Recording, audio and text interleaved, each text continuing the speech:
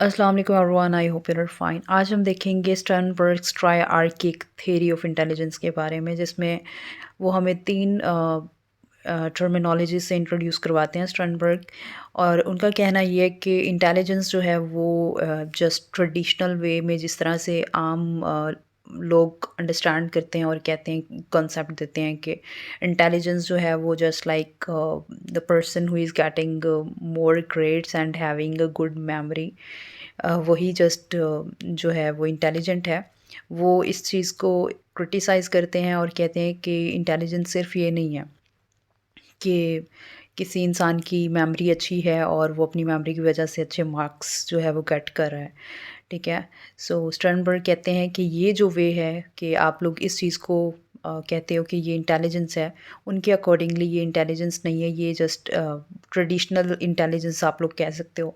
Overall आप लोग सारी की सारी सोसाइटी को इस पैरामीटर पे नहीं माप सकते हो। ठीक है? सो हर किसी की इंटेलिजेंस जो है वो एक उन्होंने 3 हमें पैरामीटर्स दिए हैं, वो कहते हैं कि इनके ऊपर हम डिफ़ाइन कर सकते हैं इंटेलिजेंस को। सो ये 3 तरह की जो है वो इंटेलिजेंस एग्ज़िस्ट कर सकती हैं। और ऐसा नहीं है कि ये 3 तरह की इंटेलिजेंस जो है वो एक ही पर्सन में प्रेज़ेंट नहीं हो सकती, ठीक है? उनके अकॉर्डिंगली ये जो है वो इंटरलिंक हैं आपस में, तीनों की तीनों, और इंटरडिपेंडेंट हैं। और ये तीनों आपस में पैरेलल लाइक वर्क कर रही होती हैं। एक ही इंडिविजुअल के अंदर ये तीनों भी पाई जा सकती हैं। हाँ, सम टाइम हमें नज़र आ रहा होता है कि लाइक कोई इंसान जो है वो क्रिएटिव है, तो लाइक उसकी ऐसा हो सकता है कि उसके अंदर जो क्रिएटिविटी की ये जो स्किल है वो ज़्यादा हो, ठीक है? बाकी उसकी इंटेलिजेंस थोड़ी-सी पैसिव हो जाए और ये वाली जो स्किल है उसकी ज़्यादा एक्टिव हो जाए। सो ये केस तो हो सकता है, ऐसा नहीं है कि अगर कोई इंसान क्रिएटिव है तो उसके अंदर बाकी 2 जो हैं वो नहीं होंगी। ये हो सकता है कि वो जो बाकी 2 हैं वो पैसिव हो जाएँ और उसकी ये जो इंटेलिजेंस है वो उसके अंदर ज़्यादा एक्टिव हो जाए। सो दैट्स द पॉइंट कि ये जो तीनों की तीनों इंटेलिजेंस हैं वो एक इंडिविजुअल के अंदर पैरेलल वर्क कर रही होती हैं और इंटरलिंक्ड होती हैं, इंटरडिपेंडेंट होती हैं। ओके, सो हमारा फर्स्ट पॉइंट है एनालिटिकल। एनालिटिकल में हम क्या करते हैं, एक्चुअली ये हमारी एक स्किल होती है जिसमें हम प्रॉब्लम सॉल्विंग कर रहे होते हैं, ठीक है? हम अच्छे से प्रॉब्लम सॉल्विंग कर सकते हैं if we are actively having that intelligence in our mind. तो एनालिटिकल में क्या होता है, एक तो हम प्रॉब्लम सॉल्विंग कर रहे होते हैं, हम लर्न कर रहे होते हैं न्यू इन्फॉर्मेशन को।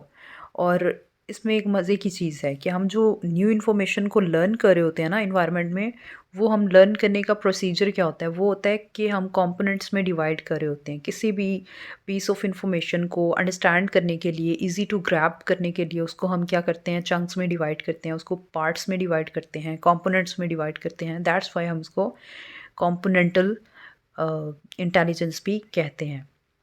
इसका सेकंड नेम क्या है, कंपोनेंटल। एंड आप फर्स्ट पॉइंट में देख सकते हैं कि यहाँ पे लिखा हुआ है मेटा कंपोनेंट्स। तो हम क्या करते हैं, किसी भी पीस ऑफ इंफॉर्मेशन को अंडरस्टैंड करने के लिए चंक्स में डिवाइड करते हैं, मेटा कंपोनेंट्स में डिवाइड करते हैं, ताकि वो जो होल आइडिया है उसको हमारा माइंड इजीली ग्रैब कर सके, छोटे छोटे एलिमेंट्स की सूरत में, छोटे छोटे चंक्स की सूरत में।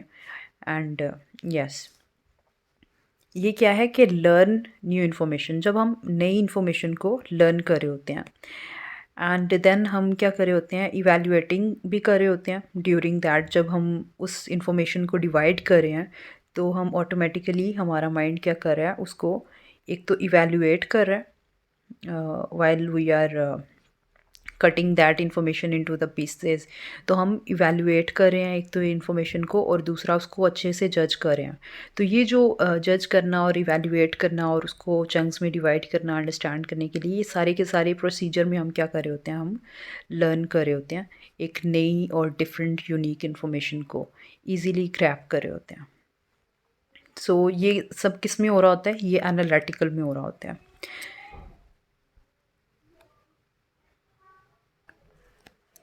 इसके अलावा हम एनालिटिकल इंटेलिजेंस में और क्या होता है हमारा, कि हम एक तो लाइक डिसीजन मेकिंग में एक तो हमारी हेल्प कर रहा होता है, ये हमारी एनालिटिकल इंटेलिजेंस होती है, हमारी डिसीजन मेकिंग में, रीजनिंग में, लॉजिक में और एब्स्ट्रैक्ट थिंकिंग में हमारी मदद कर रही होती है।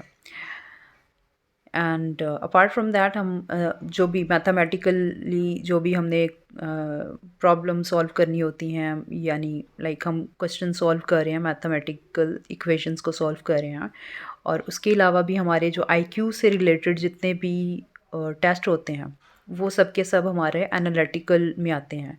और इसको एक और नाम दिया जाता है, वो है एकेडमिक इंटेलिजेंस। ठीक है, एकेडमिक इंटेलिजेंस क्यों कहा जाता है? क्योंकि जितने भी बच्चे जिनके हाई आईक्यू होता है एंड लाइक उनकी मेमोरी शार्प होती है, तो उन सब वो सारे बच्चे इस कैटेगरी में आते हैं, क्योंकि उनकी एनालिटिकल स्किल्स जो होती हैं वो ज़्यादा अच्छी होती हैं, कि वो इन्फॉर्मेशन को एक तो क्विक ग्रैब कर रहे होते हैं, उसके बाद तो उनकी मेमोरी जो है उसको लॉन्ग टर्म के लिए उनके माइंड में स्टोर करी होती है। तो ये सब की सब इन्फॉर्मेशन किस में आती है, इंटेलिजेंस किस में आएगी? एनालिटिकल में आएगी, कि बच्चे जो हैं वो हाई स्कोर अचीव कर रहे होते हैं एकेडमिकली, तो दैट्स वाई। सो एनालिटिकल में वो सारे बच्चे आ जाएंगे जिनके हाई स्कोर्स होते हैं, just because of their sharp memory और ग्रैपिंग द न्यू इन्फॉर्मेशन ईजीली। ठीक है, सेकंड हमारा पॉइंट है क्रिएटिविटी। ठीक है, क्रिएटिव इंटेलिजेंस जिसे हम कहते हैं, और क्रिएटिव इंटेलिजेंस को एक और नाम दिया जाता है, वो है एक्सपेरिमेंटल।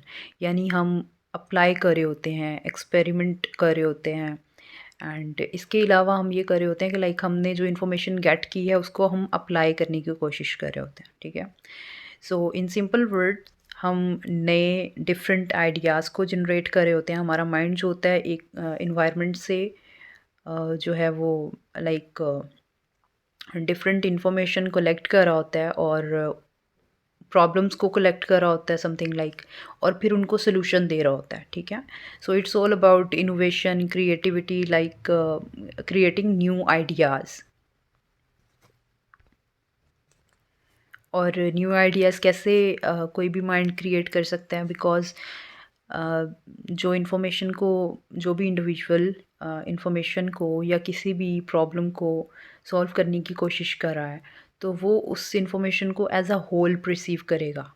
ठीक है, लाइक पहले हमने एनालिटिकल में देखा कि हम चंक्स में डिवाइड करें इन्फॉर्मेशन को। चंक्स में डिवाइड क्यों किया है? ताकि हम उस इन्फॉर्मेशन को एज अ होल अंडरस्टैंड कर सकें। ठीक है, सो इसमें यही होता है कि जो थिंकिंग पैटर्न होता है उसमें कोई भी इंडिविजुअल मल्टीपल जो पर्सपेक्टिव होते हैं किसी भी चीज़ के, हर एंगल से एक प्रॉब्लम को देख रहा होता है। ठीक है, जब वो अच्छे से परसीव कर लेता है, सिंप्लीफाई करते हुए किसी भी पीस ऑफ इंफॉर्मेशन को या किसी भी पीस ऑफ प्रॉब्लम को अपने माइंड के लिए सिंप्लीफाई करता है, और उसे एज अ होल परसीव करता है, और उसके डिफरेंट एंगल्स, हर एंगल के थ्रू उसको अच्छे से अंडरस्टैंड करता है कि प्रॉब्लम है क्या, और इसका सिंपल सा क्या इसकी रीज़न क्या हो सकती है, इसकी रूट कॉज क्या हो सकती है।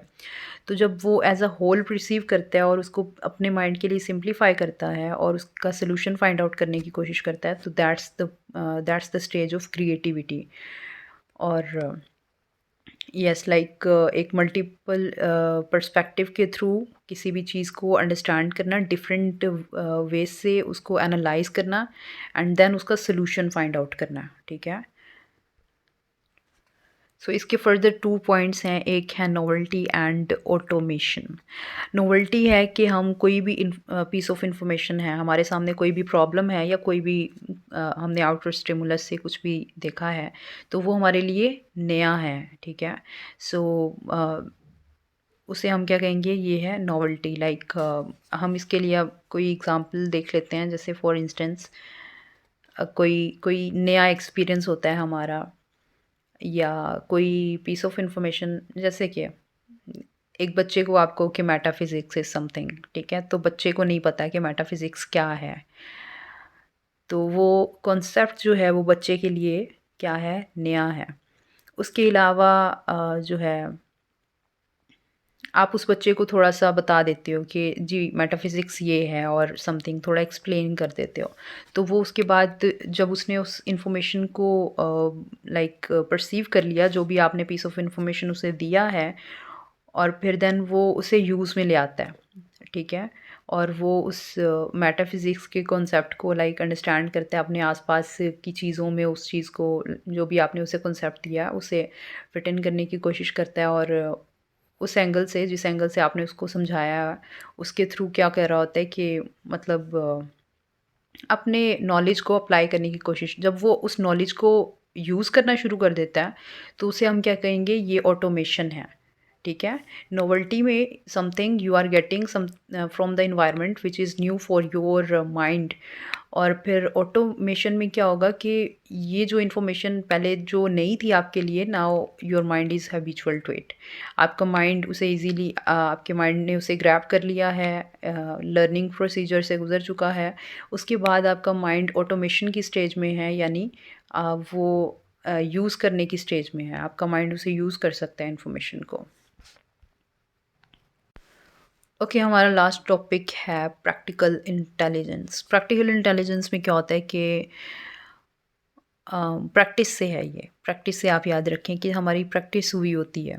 कुछ लोग, जैसे हम ये कह सकते हैं कि ये तो मेरे बाएँ हाथ का खेल है। लाइक हमारी प्रैक्टिस कर के किसी भी चीज़ के बारे में हमारा इतना एक्सपोज़र हो जाता है, इतना एक्सपीरियंस होता है, तो वो हमारे लिए ईज़ी हो जाता है काम करना। हमारा सबकॉन्शियस माइंड जिसमें इन्वॉल्व हो जाए, ठीक है? लाइक हम हैबिचुअल हो जाएँ, आदी हो गए हैं किसी भी काम के करने के, तो उसको हम क्या कहेंगे कि प्रैक्टिकल। और इसके अंदर एक और चीज़ आती है जिसको हम कहते हैं कॉमन सेंस, ठीक है? तो फॉर इंस्टेंस कॉमन सेंस हमारी तब काम आ रही होती है, लाइक जब हम कोई सोशल इश्यूज़ को हैंडल करने की कोशिश कर रहे होते हैं। कुछ लोग होते हैं हमारे आसपास जिनकी कॉमन सेंस बहुत अच्छी होती है, लाइक सोसाइटी के जो डिफरेंट सोशल इश्यूज़ होते हैं, उनको अपनी कॉमन सेंस के थ्रू उन्हें ईज़िली सॉल्व कर देते हैं, ईज़ी सा आसान सा सॉल्यूशन दे देते हैं। तो because they have good common sense. And उसके अलावा इसी को हम एक और नाम दे सकते हैं प्रैक्टिकल इंटेलिजेंस को, वो है हमारा इमोशनल इंटेलिजेंस। इमोशनल इंटेलिजेंस किस तरह से हेल्प कर रही होती है कि हम अपने सेल्फ को भी कंट्रोल कर लेते हैं और दूसरे लोगों को भी हैंडल कर लेते हैं, ठीक है, अपनी इमोशनल इंटेलिजेंस के through. So yes, real world के जो प्रॉब्लम हो गए, हमारी कॉमन सेंस हमारी हेल्प कर रही होती है रियल वर्ल्ड के आसपास, हमारे इन्वायरमेंट में जो भी प्रॉब्लम्स हों उनको आसानी से, उनको आसान सॉल्यूशन देकर और आसानी से उनमें से जो है ना, लाइक उनको सॉल्व कर देना प्रॉब्लम्स को आसानी से। तो ये बिकॉज़ अच्छी कॉमन सेंस होने की वजह से। ओके, उसके अलावा यहाँ पे जो 3 पॉइंट्स दिए हुए हैं वो है अडैप्टेशन। अडैप्टेशन के बाद है सिलेक्शन एंड शेपिंग। अब अडैप्टेशन में क्या आएगा? अडैप्टेशन में ये आएगा कि हमारे पास कोई भी नया स्टिमुलस है, लाइक कुछ समथिंग, जैसे हमने पढ़ा ना, नोवेल्टी, समथिंग न्यू है हमारे लिए, तो उसमें इजीली अडैप्ट हो जाना, किसी भी चेंज में हम अडैप्ट कर सकें अपने सेल्फ को। फॉर इंस्टेंस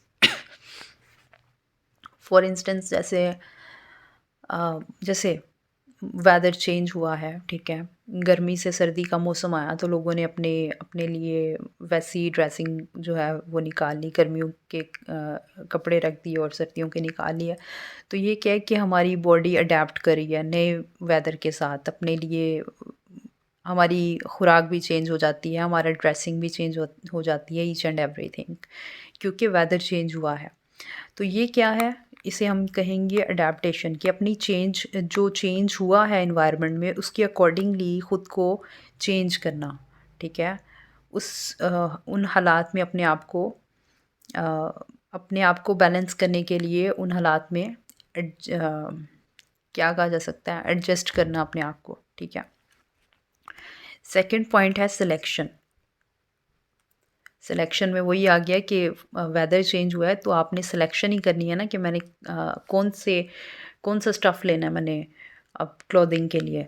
तो ये जो आप सिलेक्शन कर रहे हैं कि मैंने गर्म कपड़े लेने हैं, तो ये आपकी सिलेक्शन होगी, ठीक है? अडैप्टेशन के ड्यूरेशन में ही आप सिलेक्शन कर रहे होते हो। उसके साथ शेपिंग शेपिंग में क्या होता है कि फॉर इंस्टेंस एक एग्ज़ाम्पल मैं देती हूँ आपको कि जैसे आपके पेरेंट्स ने आपको बड़ा किया, ठीक है? आपकी शेपिंग की। तो ये जनरेशनल शेपिंग जिसे हम कहते हैं, आप अपने बच्चों की शेपिंग करोगे। तो इससे ये क्या है कि जनरेशनल शेपिंग हो गई। तो ये भी एक सोशल एक्टिविटी है और सभी कर रहे होते हैं। तो ये भी किस में आएगा? प्रैक्टिकल में आएगा।